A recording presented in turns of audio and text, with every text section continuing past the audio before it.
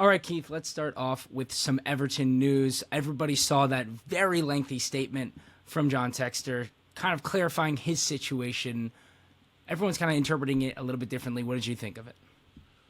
You're right. It sort of, to me, it left a few more questions than it answered in funny ways when he was talking about how he had tried to buy out his partners in Palace.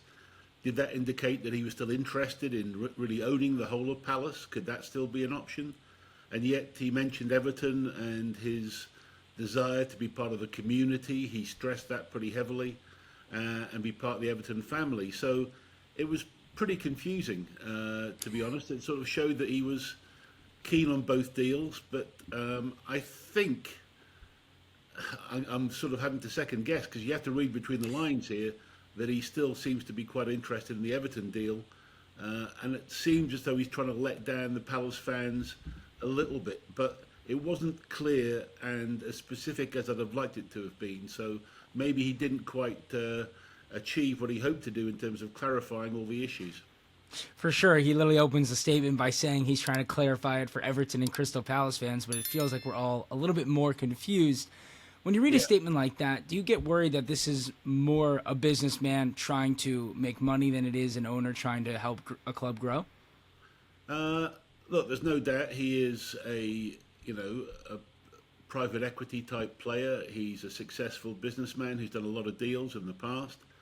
A lot of the things he's been involved in, a lot of the fans would recognise from the internet and some of his successes in terms of things he's done.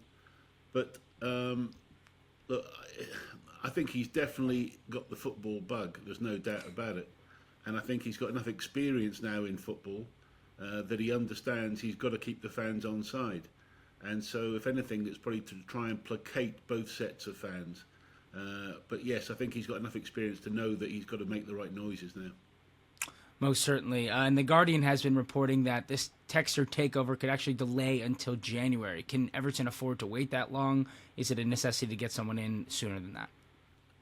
There's no pressing need financially, I don't think, to have it done before then.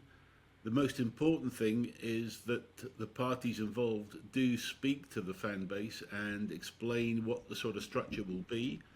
I don't think there's any issue in waiting a few months in terms of having the I's dotted and the T's crossed. He obviously will pass owners and directors test, very obviously, so that isn't an issue. If there's a reason why there's a delay in terms of the structuring of the deal, we need to know what that is and how it will be resolved.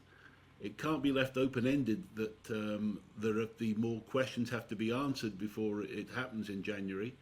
If it's just administrative reasons for the delay, people will accept that.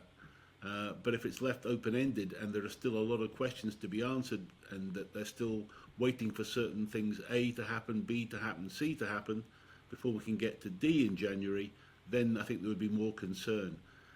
So if we have a good planned, roadmap, then I think everybody can accept it and January would be acceptable. But if it's, as I say, if it's open-ended questions, then there'd be a bit more concern about that sort of timeline. And I don't know why he would have exclusivity at that period of time. For sure, and we've talked a little bit about the potential conflict of interest, and you've resolved all of that. He gets rid of his shares on a certain part, and it kind of becomes a blind stock or a fund. What about this little period of exclusivity? How does he make sure not to get involved in Crystal Palace's dealings while potentially also trying to buy Everton? Obviously, the Gahey deal it would be one, if he's leaving Crystal Palace, why wouldn't he want that deal to get done?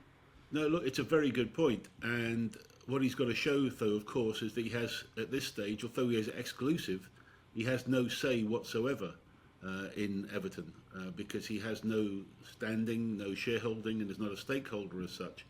All he has is an exclusive option to potentially purchase the club.